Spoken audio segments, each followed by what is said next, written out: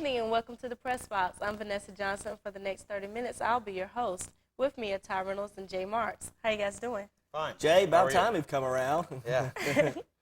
Okay, let's start off tonight talking about the Atlanta Knights. They have a chance to be in the division open. What's the situation Well, this is a chance to break the division open, y'all. When you sit there and you look at the schedule of these last 5 games, where they had 2 over at Kansas City, where they went 1-0-1, and again lost the infamous shootout here.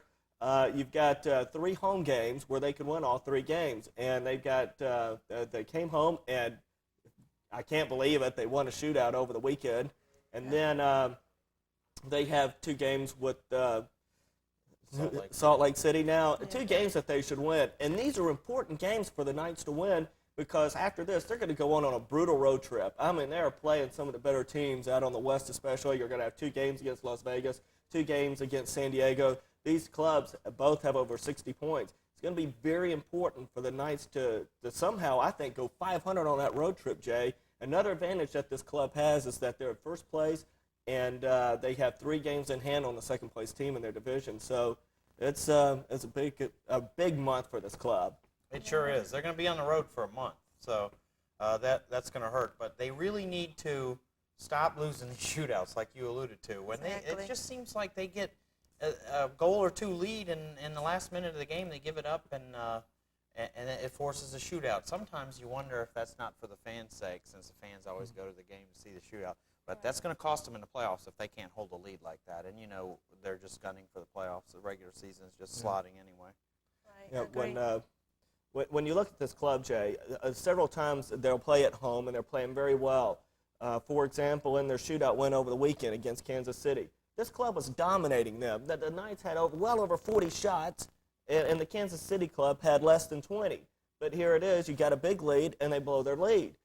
Something that I've noticed is that a lot of times other clubs start taking chances when they fall behind, and the Knights get a lot of 2-on-1 breaks, 3-on-2s, 3-on-1s, and they blow a lot of these chances. They need to start putting these guys away. If you're ahead by 3, get it. They need to start beating these guys by 5, but the way they're throwing leads away. They need to take advantage of these opportunities, because they're not doing it, and when the puck is down in their end, a lot of times they're sloppy. They just don't clear it, get it out of the zone, and a lot of these other teams get some garbage goals on them, which is causing some of these come-from-behind games by these other teams and these shootout losses. And you're right, they can't afford that. They have an interesting schedule coming up. Okay, tomorrow night the Knights will face Salt Lake City, and that will be at 7:30. No TV, but it'll be broadcasting on Sports Radio 680, The Fan. The Knights will then go on the road and play Fort Wayne Friday at 8 p.m. on Sports South. Then they will face Indianapolis Saturday at 7:30 p.m. on Channel 69. Following that, they will play Fort Wayne Sunday at 6 o'clock on Sports South. So, like I said, they have some interesting games coming up. Those games against Fort Wayne are going to be tough up there. Exactly. I agree. Yeah. Okay, let's talk about college basketball now. Tech is on a roller coaster. They just won Saturday against Maryland. Now they play Duke tonight. They're winning so far by 9 points. Last I heard. When I look at this Tech club, well, last year, Dick Vitale has his little special teams that he comes up with. Tech was one of my psycho teams, one of their Jekyll and Hyde clubs. This team would last year go out and win games they had no business winning. Right. And then they would lose games that they had no business losing. A perfect example last year was winning the ACC championship against Carolina and then lose it in the first round of Southern in the NCAA tournament. This year is no exception. This is the same type of team. They can be dangerous to a big-time club, or they could just be a flat-out losing team. I mean, these guys got killed at Clemson. I think they kind of just psyched themselves up for the teams like North Carolina and Duke. That may be the case, but I'll tell you what, they need to start psyching themselves up against these little clubs as well, because if they don't, they could find themselves getting an NIT bid instead of an NCAA bid. But I think they will make the NCAAs. I think one fault that Tech has is they don't go deep into the bench. So what happens is you got, say, 7 good players, and you match up well against a team. You're going to do well against that team, and you're going to win that game. But then they get tired, see? So that creates a roller coaster effect where they just get sloppy and they go through the motions because they're just, they're tired, and they just walk through that. They walk through that NC State game and that FSU game, and then they get it back up. Then they're not tired anymore, and they get it back up for a Carolina or a Duke. They do have a propensity to play good in the good games. So you know they got good talent. And I just think that if they were a little deeper, they would be able to take the lower echelon teams. They, you know what I'm saying, Right. Ty? I mean, like you could play other players in that situation, but they're having to go with their frontline players constantly, all the time, and it just wears on you over the course of a season. In Tech, they, as far as other college programs go, they play one of the toughest schedules in They do all have a tough basketball. schedule. They play out of conference games against like Michigan and Louisville and St. John's, teams like that. Well, that's good for nobody. them. Yeah, sure, but it wears you down if you're not deep on the bench, and that's what's happening with Tech. Now I think they'll probably get it rolling, and they've had some attitude problems, I think, with James Forrest. He went into a funk when his grandmother died or something like that, Sick, and yeah. so he's got to get it back together, and I think he's coming around now, and the coaching staff is working on him. If they get a big game from him and a big game from Best, they can beat anybody. But how long can you rely on two players like that? They're going to get tired. I'll tell you something that they rely on, and that's field goal percentage. When you sit there and you see this team go into Cole Fieldhouse and play a very good Maryland club, that team shot 57% from the field. That's why they won that ball game. Maryland shot only 38%. Tech is a type of club where they can come out and they've got good shooters. You got Forrest, you got Best, but you also had Drew Berry who can put it up. You got players like Benson, who was very significant in the North Carolina win. Tech's forte is field goal shooting. I think they have really good offensive players. Okay, well, you allude to the fact that Maryland only shot 30-some%. That's because Tech looked fresher on defense. I don't know, did you watch the game? I watched some of it. Backside help was coming over quickly, and they moved their feet so well on the baseline. It was like Maryland did shoot poorly, but it was because they were taking bad shots. They didn't have an opportunity to drive down the lane and lay the ball in like FSU and NC State was doing. I don't know if you watch those games, but it was just one easy shot after easy shot. And when you're tired, you don't play defense. You coast on the defensive end, and then you try and get your shot together on the offensive end. And I still think it's a fatigue problem when they blow these easy games. They just like the Southern game you pointed to last year. After they ran with them for the first half, and then they just walked up and down the court, threw their hands up like, man, I can't keep up, so I'm not playing. So I mean, they got routed. Yeah. Well, I mean, what about the game against Florida State and Clemson? Those were kind of close and behind each other, and they lost both of them. Yeah, well, see, in the Clemson game, they didn't substitute at all. Okay, they only used like 6 or 7 people. And I kept thinking that the whole game. I was like, if they don't get some more guys in here when the game's on the line at the end, you just can't make the play. You're just too tired. You're exhausted.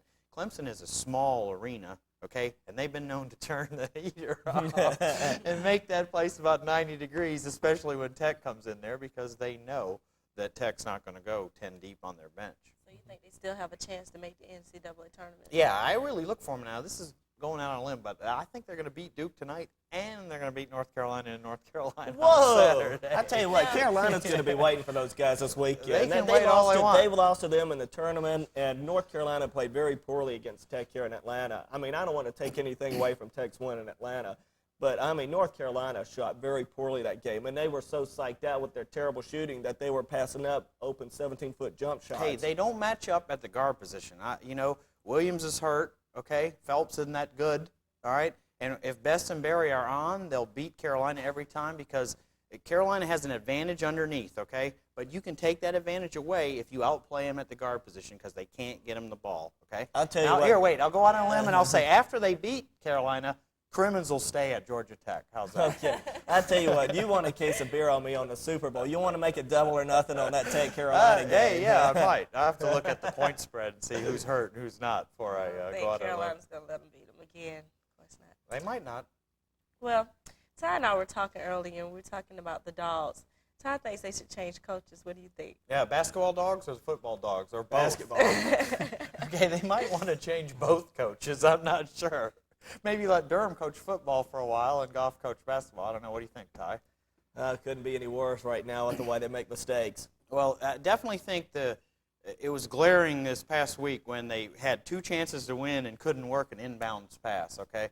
Now, that's got to be coaching. Certainly, you got to drill them on that. But I think the main fault with the Georgia Bulldogs is free throw shooting. Wouldn't you agree? Well, it's And free it's throw year shooting in and year out. They Right. never shoot good free throws, and they lose countless games because of it. Now, when is this guy going to learn? I just don't know. I think the game has surpassed his style and his philosophy. I mean, this is a Georgia club that goes out, plays a crummy Ole Miss team at home, makes 27 floor mistakes, goes out the next night out there to Austin, Texas, a team that the Florida Gators beat on the road.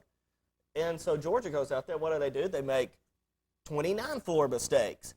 And they're giving up 60 points in the first half alone. And so I just think that it's time for a change.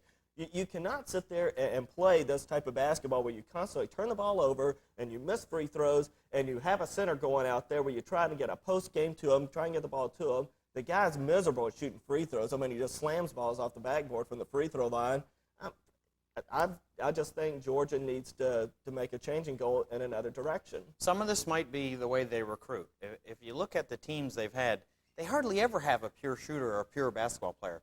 Durham goes out and recruits great athletes, okay, that can jump and run and, all that stuff. Well, that's great. But if you don't have a pure basketball player, some guy that dribbles around, you can dribble around right here in the studio, around everybody, and then shoot, boom, and that's the guy that'll make his free throws, make the key three. They've never had that kind of player, have they, Ty? I mean, you look back, the last player they had like that was Vern Fleming. Well, they had Vern Fleming, and Laterell Green was a pretty good ball player, but he wasn't wasn't a point good guard. shooter. No, he's good. See? He could put up points. He was a great athlete. I think what Georgia's missing is a point guard. I really think that's what they don't recruit. And I think you hit the point, Jay, the way he recruits. He goes after the best in-state players. But if you don't get the best in-state player, and, I mean, you got Georgia Tech in this state as well that you have to fight with. But if you don't get the best player, or if he's a grade problem, and if you have to pass up on him, what are you going to do? Take the third best kid in Georgia? He's not going to be as good as about the sixth best kid in New York City. He refuses to go up to the Northeast and recruit good kids. And I think that if you do that, you're really cheating yourself. Well, now the Georgia Bulldog supporters will say that he tries, but they won't come here because of the rotten facilities they have. Now, I've never been up to the doghouse. Well, it's a dump. It is a dump. I mean, I went to school there, and I know it's a dump. All right. Okay, but the thing is that if they got someone in there to produce, and the fans have come out this year, and if they could get a winner with that basketball program, I assure you, Georgia has the money to put up a new place overnight. Well, what do you think some of the replacements should be? Jay, one of the people that I would, or persons that I would go after, and you're going to sit there and wonder when I say this, is John Calipari at UMass. But now I'll tell you why. Okay. I think the Atlantic 10 is in for a big fall, and that's not because of the talent or the schools up there. It's because of the Big East. That's power and money. The Big East, I think, pretty soon is going to honor the basketball programs of Rutgers, Temple, and West Virginia and bring them in because of their football programs. Well, if you take those schools away from the Atlantic 10, you're going to have Massachusetts and a couple of dwarfs out there. And Temple's going to be gone. Okay. And so what you're going to have is you're going to have Massachusetts and a bunch of really crummy clubs up there. You're not going to be able to market your program or your conference. So that's a great way to go up there, get someone like, get a name coach like that. You're renovating the Coliseum after this year, and then try and keep Tavester Anderson around, who recruits these good players. Hugh Durham doesn't get these players. Tavester Anderson, an assistant, does. If you somehow keep him down here to recruit the Southern boys while you have a guy like Calipari down here, you're going to have to offer him a lot of money, but I think it's worth the investment, then you're going to have something going for you. Well, he'll definitely recruit in the Northeast if they get that guy.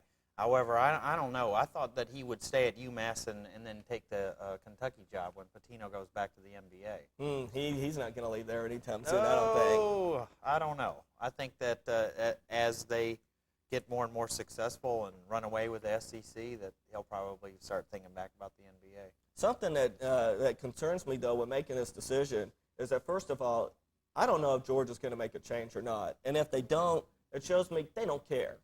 And that really bothers me. If they don't care and don't make a change, then I think they need to get a new athletic director and need to get Dooley out. And not only that, how concerned is Dooley with basketball? He's not. He's concerned about soccer in the Olympics, I think. He's not concerned about the program that much at all, I don't think. What's wrong with outdoor sports where men wear shorts? Jay. Okay. But anyway, and then if they do get a new coach, I'm not so sure that Dooley and those people up there know who a good basketball person is. And that makes a big difference. You got a guy like Mike McGee over there at South Carolina that when it comes to getting a new basketball coach, he wants Bobby Crimmins, almost gets him. And then he goes out there and gets Eddie Fowler from Vanderbilt.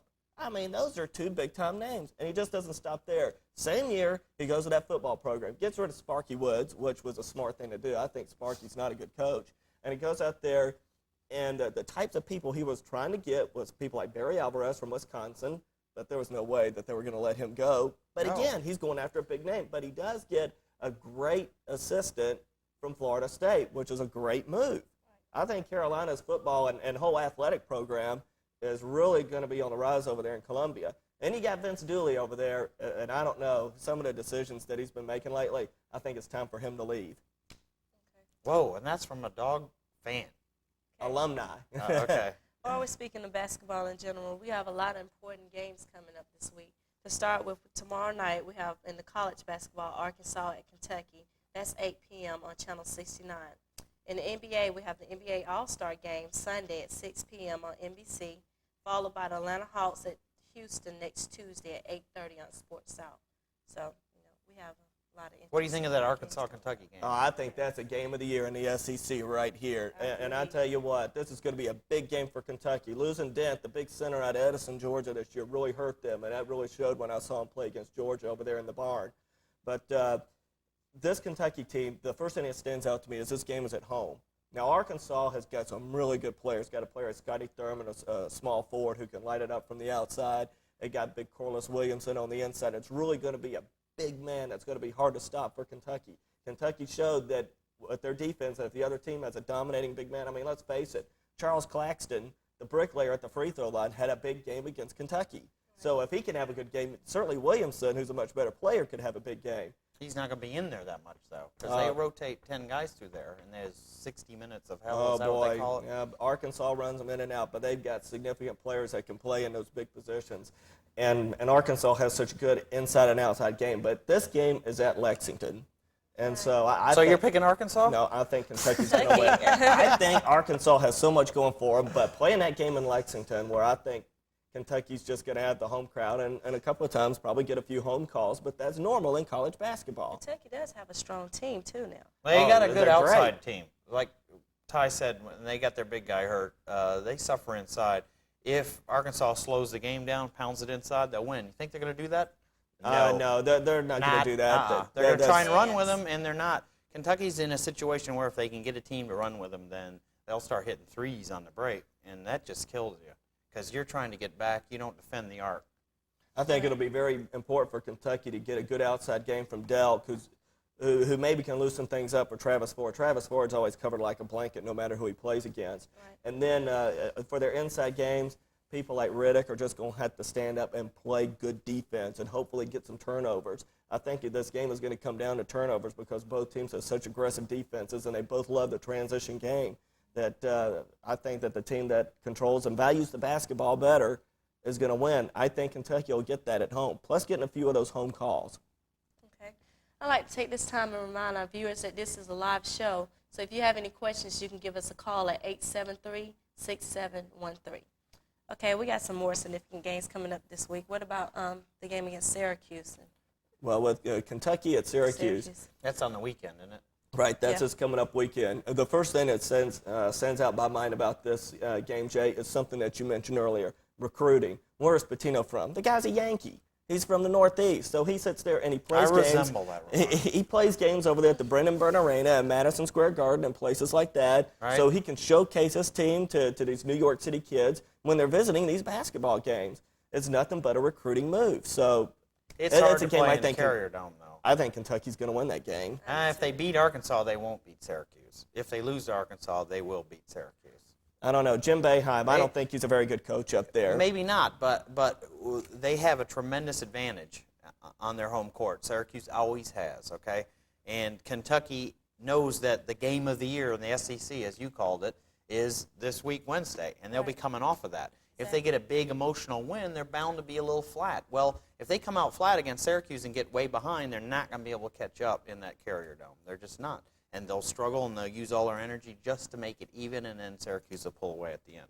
I don't know. It'll be awfully hard for Syracuse to do that. I think Syracuse, first of all, is going to have to keep the turnovers down under 15, and they're going to have to shoot, I think, at least 45% from the field. If they don't, I think Kentucky will run them out. Okay, what did we just say about the Arkansas-Kentucky game? I said if Arkansas slows it down, pounds it inside, they'd probably beat them because they don't have any big guy inside. Well, I slow guarantee you down. Syracuse is going to do that. Right. I guarantee you they're going to slow the game down, pound it inside, and you're going to see a weakness on Kentucky. I don't know. I think with the offense that they have, I think Kentucky could force some turnovers. We'll wait and see. Okay, what about the Arizona at Cali game? California had a big win down there at the McHale Center earlier this year. This is sort of going to be a revenge factor for Arizona, and they're smarting after a loss up there at Washington and Seattle. And I, for some reason, I just don't understand this Arizona club. They can look so good sometimes. They got good talent. That's why they got poor great coaching. talent. They have a great backcourt, But they have poor coaching. They go into each game with a game plan. If it doesn't work, they just keep trying it. I mean, you can see that in the games Arizona's lost. They just keep forcing the issue. It's like, why can't the coach adjust? I mean, you know, what is he, that headstrong that he sees something in a film and goes, we're going to work this, or we're going to shoot from the outside. We don't care whether they're defending it or not. It's ridiculous the way they're coached. They do have one of the most talented teams in the nation, I think. So you're right. They could come out and beat anybody. But sometimes I wonder about where their heads are at. Yeah, they killed Michigan earlier this year, and then they played toe-to-toe with Kentucky. I mean, Kentucky needed a miraculous tap-in from Brasso at the end of the game out there in Hawaii to win that game. And here it is. They'll sit there and they go to Washington State and beat a good club out there. That's a tough place to play in Pullman. They're a good team this year. And then they head over to Washington and just lose at Seattle. That is a bad club. I just don't understand that. Well, they Arizona just team. kept shooting from the outside. They never once tried to get the ball inside. They just they were like 1 for 50 on the three-point shot, and it was ridiculous. And they just kept trying them. It was just like, and the coach just kept telling them to try them. It was like, what is the matter with you? Can't you see that you're not shooting the ball well from outside? Just get it down inside. And they got some good inside players too, but they didn't use them in that game, and so they lost. It's like, but they lost trying whatever the coach told them. So. That's why I think that's what's wrong with Arizona. So you never can tell. As far as Cal goes, I think they have the second best point guard in the nation. Yes, They really do. And so he can swing a game because the ball's always going to be in his hands. See, that's what Georgia needs, what you said needs to recruit a point guard, because even when things are going bad, if your best player is your point guard, he's going to have the ball 80% of the time. Yeah, so if Jason Kidd's the second best point guard, who's the best one? I think he's playing here in the city. The best? Yeah, he is. He is the best, see? How can he not be the best? His name is the best. Well, I think Travis Best is a little bit better in the off-guard position. Nah, he's great, though. I mean, he's better than He's Kidd, I good. think. Match him up. He's good. He can cover Kidd, I bet you. I bet you right That now. would be a good matchup. That would That'd be a be good interesting. matchup. I would like to see that. I think Jason Kidd will go to the NBA after this year also. That's I a agree, mistake. yes. I think you will. I think he's ready. I think he is ready. Usually I don't say that where a guy should go early, but he's ready. And I think another one that's ready is Jalen Rose up at Michigan. I think he'll leave after this year as well. Now, I can see that coming, but I don't think Kidd's ready. I think Kidd needs to prove himself or take his team to another level. I think Kidd, on an individual performance, is great, but he hasn't been able to take his team to another level. He gets in a big game, and I don't know, it might be youth, just sheer youth. What do you think? I think he proved himself last year, and he did a good job this year, too. They had a better supporting cast last year than they have this year. So we'll see. But you're right, he probably, the almighty dollar sign governs every decision these days. Governs, it commands. Yeah, there you go. One more thing about basketball. Will the Pac-10 be at number 1 this year? Well, the champion of the Pac-10, this is something that really is a curious situation. I think the Pac-10 has some pretty good teams and is a pretty good league. But I think the champion of the Pac-10 at the end of the season this year, I don't know if they'll get the number 1 seed out west. Sure they will. No, I don't know. If it's Arizona or UCLA, I think so. UCLA is a team that can be had. They're nothing but 5 starters, just like a Georgia Tech philosophy, with your little point guard Edney, the 2 O'Bannon boys, Tarver, who's an excellent player, and your big Czechoslovakian center. But then after that, they just don't play hardly anybody else. I think they can be had. Arizona's going to have to win a whole lot of games in a row. I think that's the team that's going to have to do it for the Pac-10. If they can be had, they'll be had in the tournament. But if they win the Pac-10, they'll be a top seed, which might help them out, so where they won't have the tough games. But you're right. If you're not deep, the tournament will catch up with you. You get to the round of 16 or so, the games get tougher and tougher. You just can't put it up there every night. I think you're right. If they're not going to use their depth, then certainly they can be had, but not in the Pac-10 because they don't schedule that many games like the ACC or the Big Ten where They play a conference game on Wednesday, a conference game on Saturday, then out of conference on Sunday. The Pac-10 doesn't do that all the time. No, they're out there on the West Coast, and so it's a little bit more difficult to get Their out of national conference television. games are like with Fresno State or UC Northridge after the earthquake. Again, the geography makes it a little more difficult for scheduling. So, yeah, I agree with you on that, and you don't see them quite as much. What? If I made a Final Four, though, right now, what I would choose is that I would choose the winner of the Kentucky-Arkansas game to be the number one in the Southeast. I would pick North Carolina in the East. I would pick the Big 8 champion. Even after they lose to Tech on Saturday, you'd pick them? All right. Remember my wager. Remember my deal. See what you think about it. I think that in the Midwest, I think your Big 8 champion, which is probably going to be Kansas, but Missouri's going to have to lose some ball games out there, would be the number one seed out there. And then the Big 10 champion would be the number one seed out west. The Big Ten has 6 teams in the top 24. The top 3 teams in the Big Ten could be any of those teams you just said. That is an awesome conference. And so even though if the champion of the Big Ten were a number 7, 8, or 9 club, if they were champion of that league, I would have to consider putting them a number one seed. I think they will be. And I stand by what I just said. The top 3 teams in the Big Ten would beat all those 3 teams you just mentioned. And they will in the tournament. You'll see what's going to happen. Year in and year out, you get down to the Final Four, and there's Michigan, Indiana. Or this year there's Purdue and Minnesota, Wisconsin, Illinois. I mean, you get to the round of 16, there's going to be 4 or 5 Big Ten teams, don't you think? Because they play a physical style, and when the tournament starts, there's going to be 6 or 7. There's a lot of banging going on. They sort of let the calls go a little bit, and the Big Ten teams just rise to the top because they play more physical basketball in the Big Ten. And they don't have a conference tournament. So they don't expend any energy between the time the season's over and the time the NCAA tournament starts. Well, that expanded schedule with having 11 teams in your conference also takes away time to be able to do that as well. That's true. Okay, I agree. Okay, moving away from college basketball, what do you guys think about Michael Jordan's baseball career? What do you think, Jay? I'll let you hit on that first. Well, speaking of hitting, I think that someone's going to deck him. I really do. And I think, it might not even happen when they play another team. I think that Jack McDowell, Blackjack as he's called, as soon as he pitches in batting practice, he's going to set him down, I guarantee you. I think that he's already voiced his opinion, said it's a sham, that they shouldn't do that. I think that the fact that the same guy owns the Bulls and the White Sox has something to do with this. And I think that the biggest thing is there are kids that probably deserve a shot at the Major League roster that are not going to get it because of his marquee name. And you can have all the athleticism in the world, but it's timing. It's just like golf. Now, people say, well, he's a good golfer, okay? But it's a little different when the ball's moving, okay? So you can be a great athlete, you can jump, 100 feet high, and you can run 4.4 in the 40, but you might not be able to hit a curveball. Or a I slider. think he's going to be a productive baseball player. I didn't say that. Yeah, Jay said, I just said he shouldn't even be out there. He'll believe it when he sees it, when he can hit the curveball and then hit a 95-mile-an-hour fastball. I just think if he has any degree of success, it's going to create a situation with the other major leaguers that they're going to have a chip on their shoulder. They're going to say, look, I worked at this all my damn life, and this guy just walked out here. Watch this. Boom, high and tight, every time. You watch. I agree with that, and I can see where baseball players would feel that way. But then I was talking to Jeff just before the show here, and we feel that it's just a money issue here, Jay. It could be. You could sit there and have him make this club the first month, and then send him down to the minor leagues, and then they're going to sell a whole lot of tickets down there and bring in a whole lot of money into their system. And not only that, you get a big charade.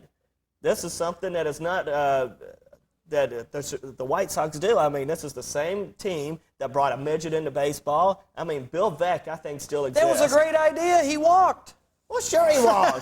Well, personally, I think we should just give him a chance and see what he's going to do. Well, I'm always for giving someone a chance, but Okay. Well, then let me have a chance. I guarantee I can hit that bozo that pitched in batting practice. Okay. Well, I'd like to thank you guys and thank our audience and thank our sponsors, the Atlanta Knights and Dirty Owls at Northside Drive. Feel free to join us after the show. We'll see you next week, next Tuesday, 9 p.m.